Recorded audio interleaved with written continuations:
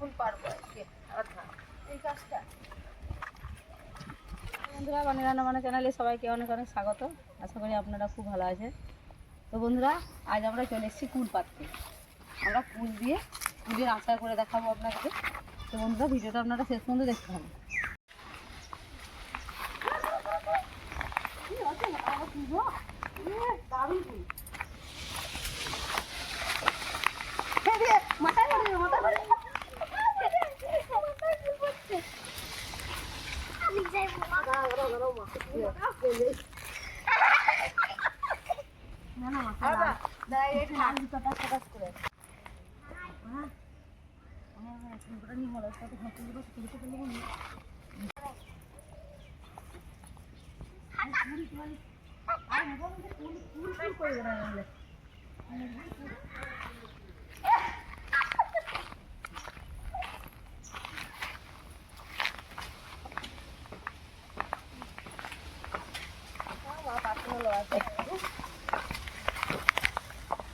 দেখ এগুলো জামা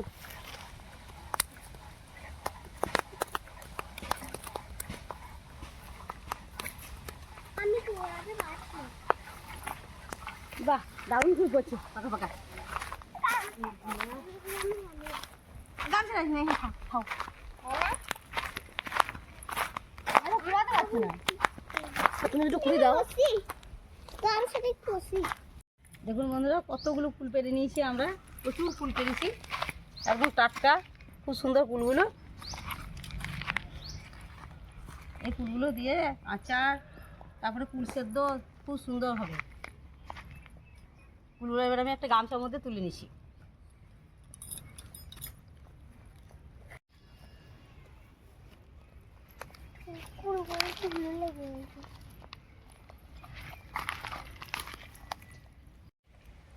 প্রচুর কুল, তা কিলো 3 হবে দেখি। ব্যাস চলো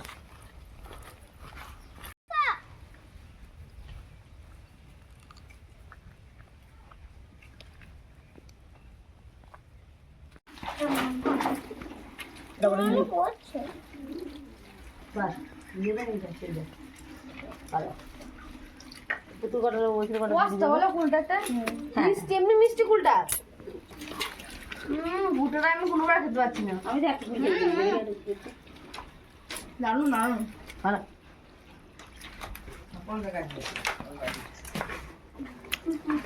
সব কিছু।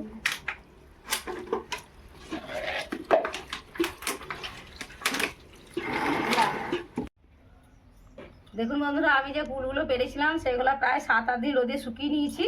রোদে শুকোনোর পর যে ফুলটা একটু সবুজ ভাব ছিল সেটা সব লালচে ভাব হয়ে গেছে, একটু শুকিয়েও এসছে। এই ফুল থেকে আমি বেশ ভালো ভালো দেখে কিছু ফুল বেছে নেব। আমি আজ ফুলের আচার করব। তখন এখানে আমি বেশ কিছুটা আগে বেছে নিয়েছি, এগুলো রেখে দিচ্ছি, এগুলো আর লাগবে না। দেখুন ফুলের বোটগুলো শুকিয়ে এসছে, এগুলোকে ছাড়িয়ে দেবো।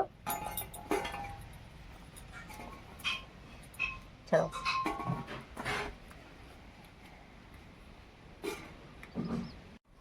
তো বন্ধুরা ফুলের ডাঁটগুলো সব ছাড়িয়ে নিয়েছি। এবার ফুলগুলোকে এভাবে ফাটিয়ে ফাটিয়ে দেখে নেবো পোকা টোকা আছে কিনা। সব ফুলগুলো এইভাবে ছাড়িয়ে ছাড়িয়ে দেখে নেবো।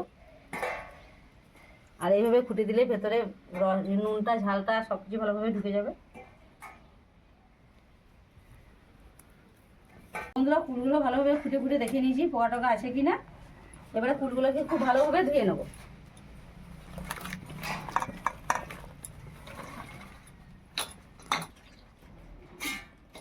একদম জলটা ছেঁকে ছেঁকে তোলো, এমনি করে জলটা ছেঁকে ছেঁকে। এই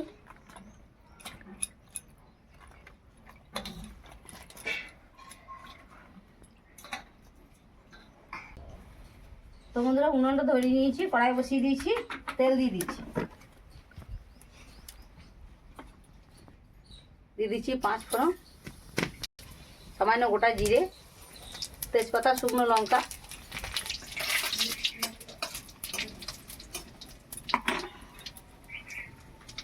দিয়ে দিচ্ছি কুলগুলো।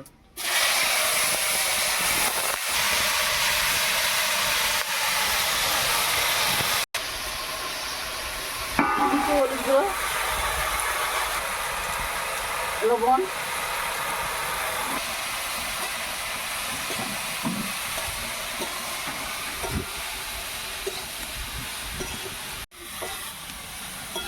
কিছুক্ষণ নাড়ার পর একটু ঢাকা দিয়ে দেবো। তো বন্ধুরা এই কুলটা খুব একটা শুকোই নাই, 4-5 দিনে খুব একটা শুকোই না। আর যদি আপনাদের কাছে খুব শুকনো কুল থাকে তাহলে সেটাকে রাত্রেবেলা জলে ভিজিয়ে দিয়ে সকালবেলাতে এইভাবে করবেন।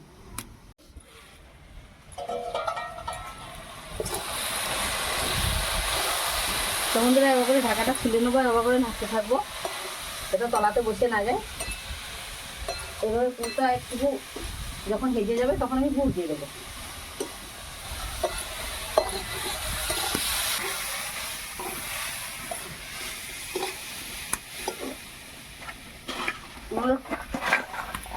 তো বন্ধুরা কুলটা বেশ ভালো করে নাড়াচাড়া করে দেখুন অনেকটা কুলটা সেদ্ধ হয়ে এসছে। এই অবস্থায় আমি গুড় দিয়ে দিচ্ছি। আমি এটা ভেলি গুড় দিচ্ছি, আপনারা আখের গুঁড়ো দিতে পারেন।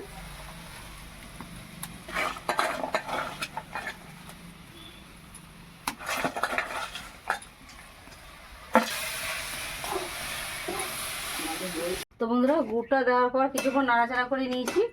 এবার একটু সামান্য লঙ্কা গুঁড়ো দিয়ে দেবো।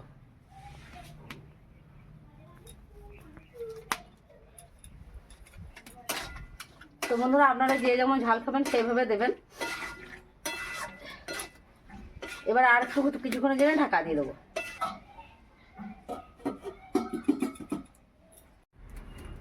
সামান্য একটু সরষে বেটে দেবো।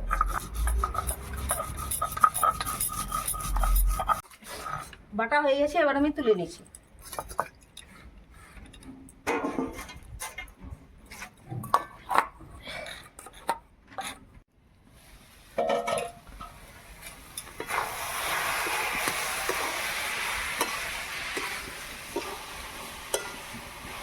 খুব সুন্দর সেদ্ধ হয়ে গেছে। এবার আমি সরিষা বাটা দিয়ে দেবো।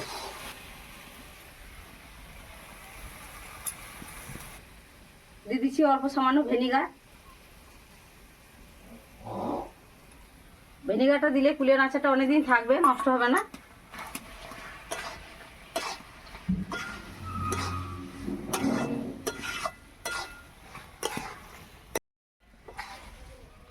তো বন্ধুরা সর্ষে আর ভিনিগারটা দিয়ে বেশ কিছুক্ষণ নেড়ে নেওয়ার পর আমি সামান্য মৌরি দিয়ে নামিয়ে দেবো। কুলের আচারটা হয়ে গেছে।